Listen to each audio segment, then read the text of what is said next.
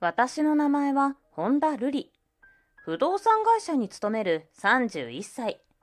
毎日クタクタになるまで働いているが、そんな私にとって心の支えになっているのは恋人の久保春樹だ。春樹とはマッチングアプリで知り合い、付き合うようになった。お互いの家は少し離れているところにあるが、春樹はいつも車で私の家まで来てくれる。そんな春樹の存在があるからこそ、私は仕事を頑張ることができていた。その日はいつものように春樹と食事をしていた。ルリ、ちょっといい？どうかしたの？さっきからルリの顔が落ち込んでいるように見えるんだけど、仕事で何かあったの？春樹からそう指摘されて、私はハッとした。やばい、顔に出ちゃってたか。気をつけていたのにな。何か困っていることとか悩みがあったら話してくれ。春樹は真摯な表情で私を見つめてくる。そこで私はふーっと一息ついた。ありがとう。悩みはあるんだけどね。仕事のことじゃないの。私はゆっくりと説明を始める。春樹には話したと思うけど、私はバツイチでしょ？うん、それは知ってるよ。実はね、前の夫とは離婚は成立したんだけど、向こうがまだ私に未練があるみたいなの。私が前の夫、岸本隆と離婚したのは1年以上前のこと。私が半ば強引に離婚を推し進めた結果、隆は私への未練を断ち切れないままでいた。それでね、連絡が来たりしていたんだけど、とうとうこの間、私の家まで来ちゃったのよ。どうやって？私の今のマンションって、独身時代に住んでいたところなの。結婚を機に引っ越したけど、気に入ってたから、独身になってからまた住み出したのよ。独身時代にも、隆はそのマンションに来ていたんだ？私はこくりとうなずいた。だから、私の住所も分かったみたいで、家の前に来て、食事に行こうとか誘われちゃって、その時は追い返したんだけどね。春樹は真剣な顔でうなずく。やっぱり引っ越した方がいいよ。そういう付きまといってどんどんエスカレートしていくって聞いたことあるから。そうよね。引っ越しを考えましょう。どうせなら、俺のマンションの近くとかにしたら。会社から遠くなるよ。いたずらっぽく笑う春樹を見て、私も思わず笑ってしまった。そこからは、隆のことなど忘れて楽しく食事をした。そんなある時、私が家で掃除をしていると、電話が鳴った。見ると知らない番号からだった。しかし、どこか見覚えのある番号のような気がして、私は携帯を耳に当てる。はい、もしもし。ルリさん、あなたどこで何をしている？突然の怒声に、私は驚いた。どうやら相手は私のことを知っているようだ。すみません。どちら様ですか？何を言っているの？しらばっくれないでよ。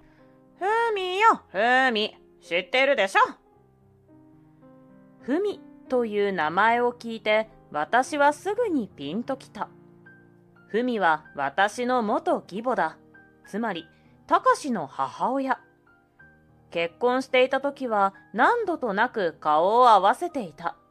とにかく気が強くて、自分の思い通りにいかないとすぐに癇癪を起こす人だった。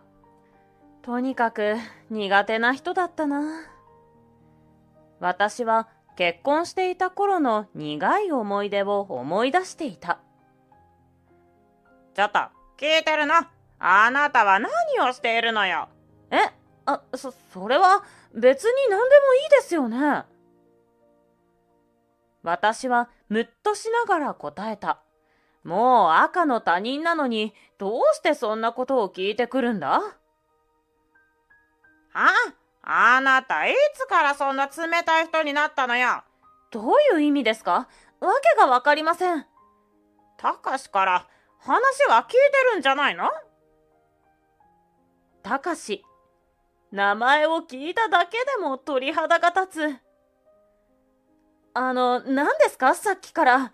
私、忙しいんですけど。忙しいですって。よくそんなことが言えたわね。また、ふみの怒りのボルテージが上がった。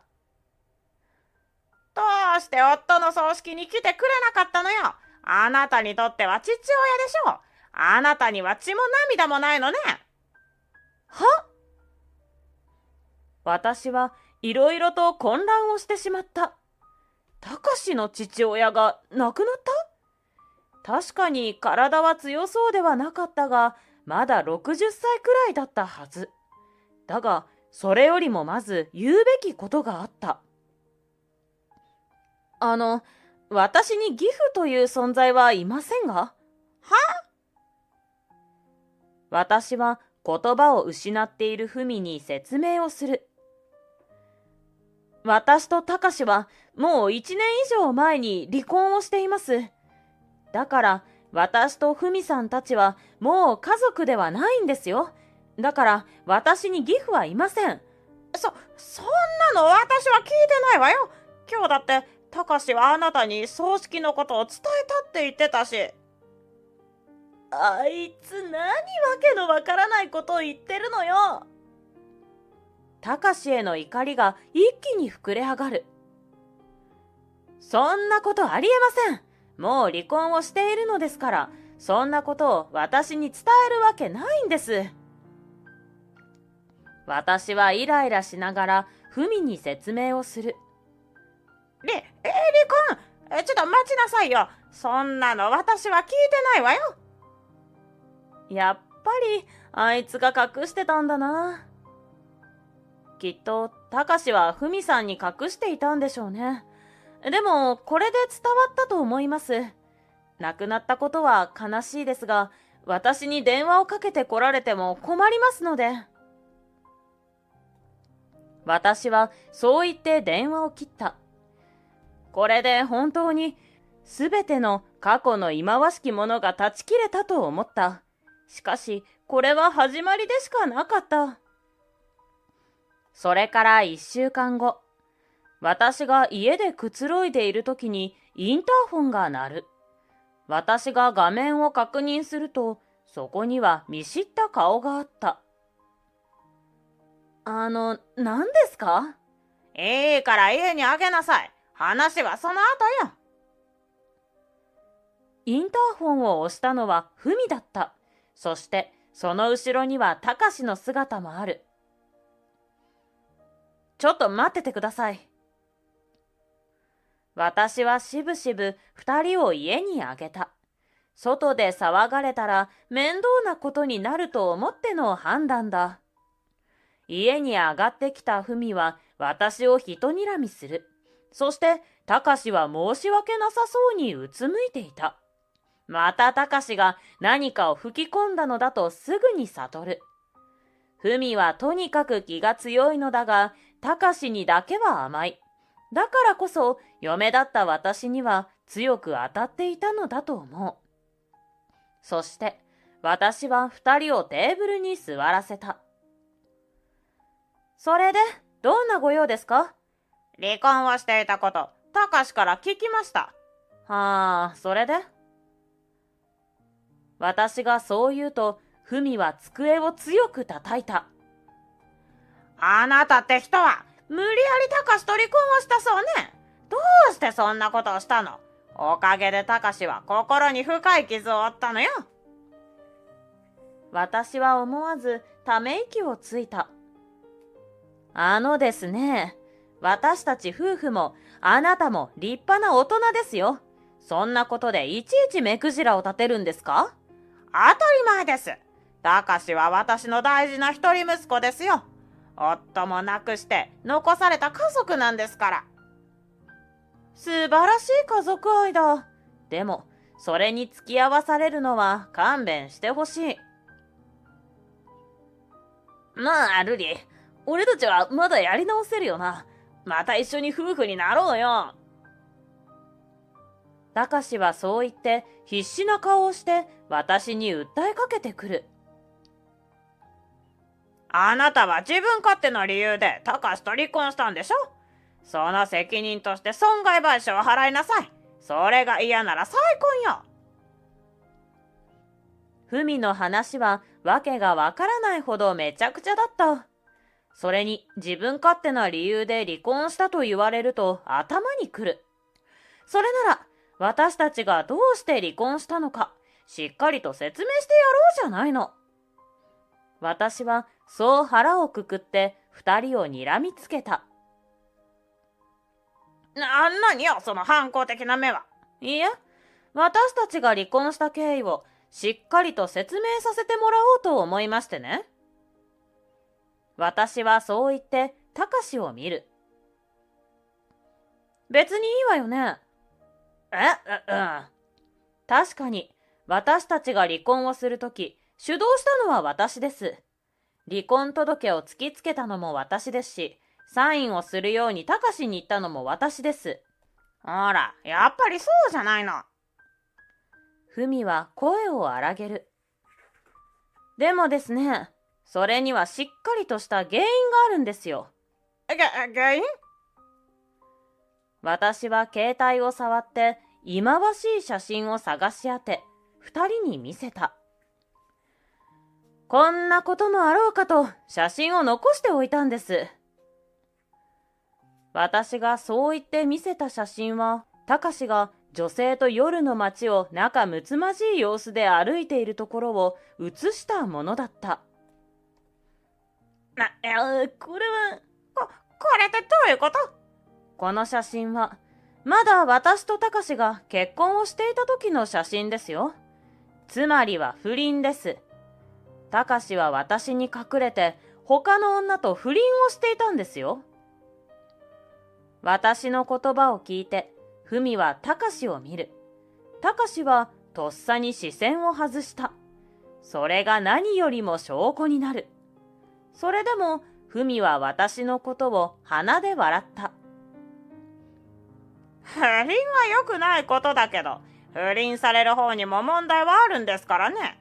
だから何ですか？だから不倫されても我慢して結婚生活を続けろと言いたいんですか？妻として同僚です。男っていうのは遊ぶ生き物なんです。でも必ず帰ってきてくれると信じて待つのが妻の務めなんですよ。なんだその時代錯誤すぎる考えは。そんなものは私には持ち合わせていません。しかも法律で不貞行為をされた側が離婚を請求できるとありますので、離婚を要求しただけです。これはルールにのっとった行動ですよ。だからといってそんなすぐに離婚というのはどうもね。ルリ、俺が間違っていた。もう二度とあんな過ちは犯さない。だから俺ともう一回やり直してくれ。たかしはテーブルに額をつけて懇願してくる。どうせ不倫相手にも相手にされなくなったから私のところに来ているんだろう。どちらにせよ、私はもう二度とたかしとは関わりたくない。もちろん不倫は最低ですよ。でもね、私はもっといろいろなことを我慢しながら、たかしと結婚生活を続けていたんです。それも分かってもらいたいですね。何をたかしがしていたっていうの？まず、ふみさんはたかしが今何の仕事をしているか知っていますか？当たり前よ。医療機器の営業してるんでしょ？やっぱり知らなかったのね。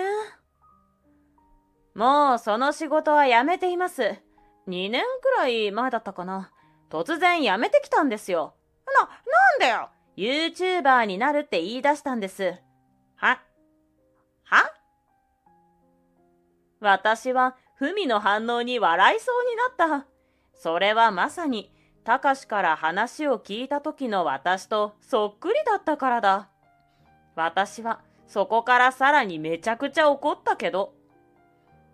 理由は知らないですけど、夫は突然 YouTuber になりたいからと言って仕事を辞めてきたんです。たかし、これは本当なの？そうだよ。どうして急にそんなことをしたのよ。だってさ、あの時の会社でどれだけ頑張っても月30万は超えないんだぜ。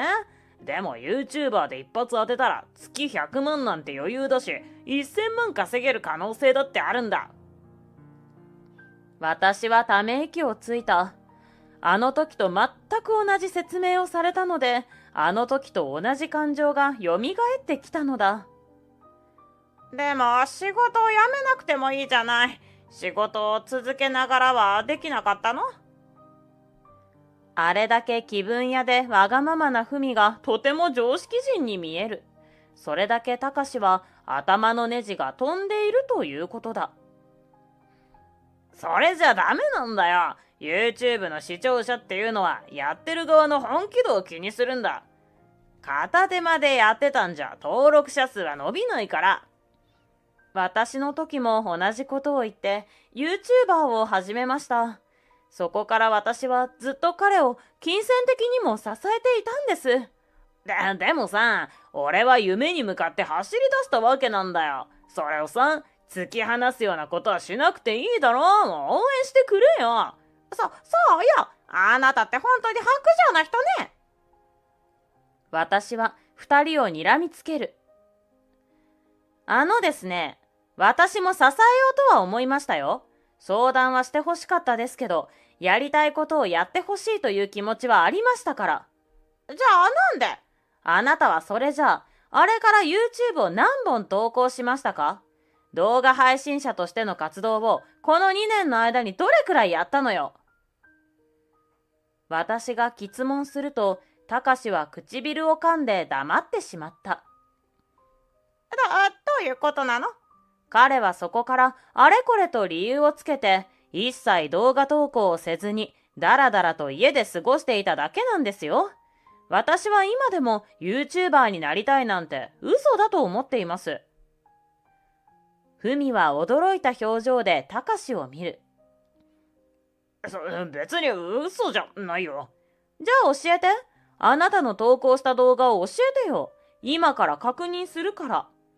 いや、そういうのはまだ人に見せられるものじゃないから。あなたもしかしてまだ動画を一つも投稿していないなんてことはないわよね。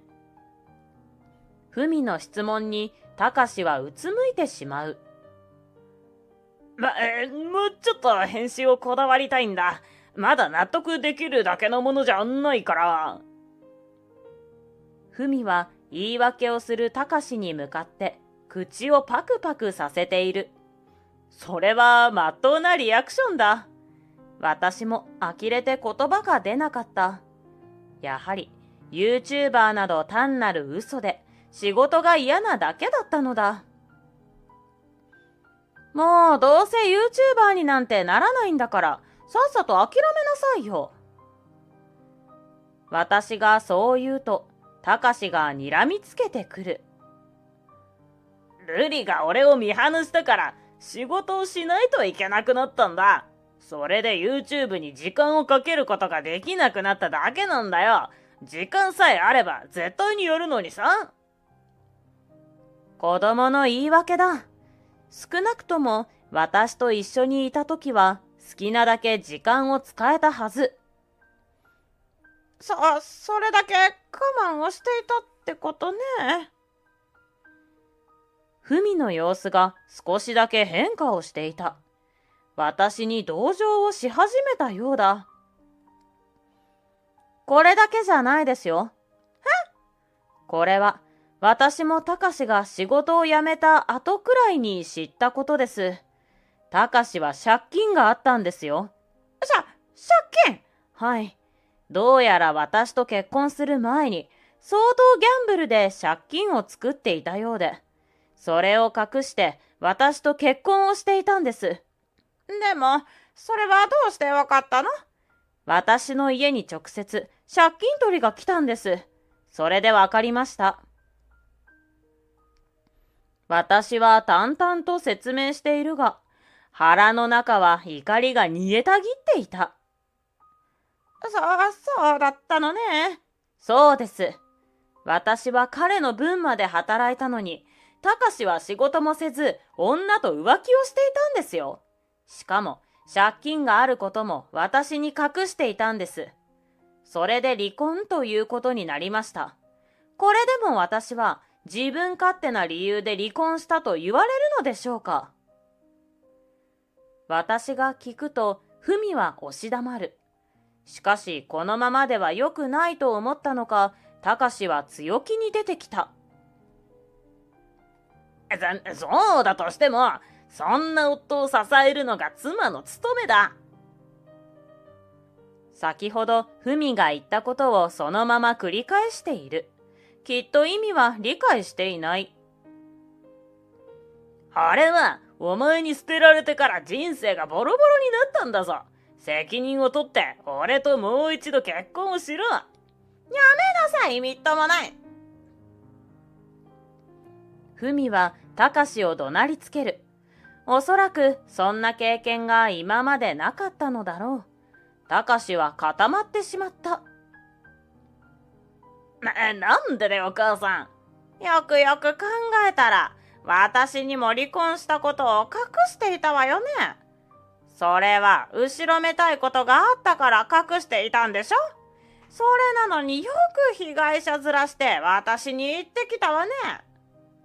母さん、でも俺は本当に離婚をして辛い思いをしたんだ。分かってくれよ。そうなったのはあなたの自業自得でしょ。普通に生活をしていて急に離婚を言い渡されたんじゃないのよ。私は思わず、おおと声を出してしまった。ふみが私の味方をしているなんて結婚している時には考えられないことだった。しかし、そのありえない光景が目の前に広がっている。ルリさんがあなたのことをどれだけ支えていたと思うの。それなのにそれを疑うような真似をして。だから、それはもう二度とやらないって言ってるじゃん。なんで許してくれないんだよ。どうして許されないか考えたことあるの？いや、それはいろいろあると思うけど。あなたはその取り返しのつかないことを今までしてきたからこうなってるの。なのに、それを相手のせいみたいに言うのは間違っているわ。私はうなずきながらふみの話を聞いていた。まるで私の思いを代弁してくれているようだ。そして、あなたは私にも嘘をついていたわね。それも何度も。それはごめん。素直に謝るたかしに対して、ふみは首を横に振った。無理よ。あなたのことを私はもう信用できないもの。なんでだよ。よく考えれば、1年前からあなたは私に何度もお金を無心していたわよね。あれはどうしてなの？いや、だから、それは生活費が。そんなこと言ってなかったわ。ルリさんと旅行に行くからとか、ルリの誕生日プレゼントを買うからとか言ってたじゃない。私はルリさんのためだと言うから、あなたにお金を渡していたのよ。ふみさんが私のために？私がそう言うと、ふみは鼻を鳴らした。私だって、娘と思っている人のためなら、それくらいはやりますよ。その言葉を聞いて、私はふみという人物を誤解していたのだと思った。今まで口うるさかったのも、もしかしたら何か理由があったのかもしれない。そう思うと、嫌っていた分、罪悪感が湧いてきた。あなたのことを甘やかしていた私にも原因はあるのだけれど、これ以上はあなたの相手は捨てられないわ。あなたとは絶縁です。聞いたでしょ。私はあなたが今後どうなろうと一切関知しませんから。どうぞ好きに生きていってください。ふみはそう言うと立ち上がって家を出て行く。そんなふみをたかしは足をもつれさせながら追いかけていった。そこから私はふみと会うことはなくなる。ただたかしとはそれから1ヶ月後に偶然鉢合わせた。その日、私は春樹と仕事終わりに食事をして帰っているところだった。最近はずっと調子が良さそうだね。そうかな。確かに心配事がなくなったけど、私ってそんなに顔にわかりやすく出る？出るよ。俺だからかもしれないけど、すぐにわかる。ちょっと、なんだか私が単純なやつみたいじゃない。そんなことを言ってじゃれ合っていると、背後から突然声をかけられたのだ。おい、ルリ。振り返ると、そこにはたかしの姿があった。しかし、見た目は私が知るたかしではない。武将髭を生やし、服装も汚らしい。なのに目だけは異様に鋭かった。私は本能的に危機感を覚えた。どうしてお前ばかり幸せになるんだ。俺はお前のせいでひどい生活をしているんだぞ。とっさに春樹が私の前に立つ。あれ誰？前に言ってた元旦那よ。ああ、なるほど。春樹はそう言うとぐっと一歩踏み出す。あんたのことはよく知らないが、彼女は今俺と付き合っているんだ。だからこれ以上は関わらないでもらえるだろうか。付き合っているだと？春樹、あんまり挑発しない方がいいよ。あいつ何をするかわからないから。大丈夫だよ。俺が何とかするから、瑠璃は隠れてて。私はそう言われて、少し離れたところで春樹を見守った。俺が瑠璃の夫だぞ。その俺を差し置いて何が付き合ってるだ。それはもう昔のことです。あなたと瑠璃は1年前に関係が終わっているでしょう。それなのにどうしてあなたは今でも瑠璃に付きまとうんですか？たかしは鼻息荒く春樹を睨みつける。付きまとってなんかいない。瑠璃の旦那は俺なんだ。一緒にいて何が悪い。拒否するあいつがおかしいんだ。どうやらたかしは頭が変になっているようだ。これではまともな話し合いは通じない。私は携帯電話を取り出して警察にすぐに通報できるように準備をする。お前なんかが瑠璃と一緒にいていいわけないだろ。どれだけたかしが息巻いても春樹は落ち着き払っていた。彼女のことなら安心してください。俺が必ず幸せにしますから。春樹がそう言って笑ったとき、たかしが大声を上げる。ふざけるな！怒声を上げたたかしはそのまま勢いよく春樹に突っかかろうとする。私は動けなくなり、その様子を見ていた。春樹は掴みかかろうとするたかしの腕を掴むと、そのまま簡単に地面に押さえ込んでしまう。地面に倒れたたかしは何が起こったのかわからず、目をパチクリさせていた。私も同じようにあっけに取られ、身動きができずにいる。そんな私に春樹が声をかけた。瑠璃、申し訳ないんだけど、警察を呼んでくれる？その声で我に返った私はすぐに通報をした。そして警察を待っている間、そういえば春樹は柔道3段だということを思い出していた。そのままたかしは警察に連れて行かれ、私は事情を説明する。それからたかしには私への接近禁止令が下され、それからは会うことはなくなった。風の噂ではマッチングアプリで結婚相手を探しているらしい。もちろん誰からも相手にされていないとのこと。一方の私はこの騒動から半年後に春樹からプロポーズをされた。そして今は春樹と一緒にどんな結婚式を挙げるか相談している真っ最中だ。今度こそ私は幸せになる。そんな確信めいたものが私の中にはある。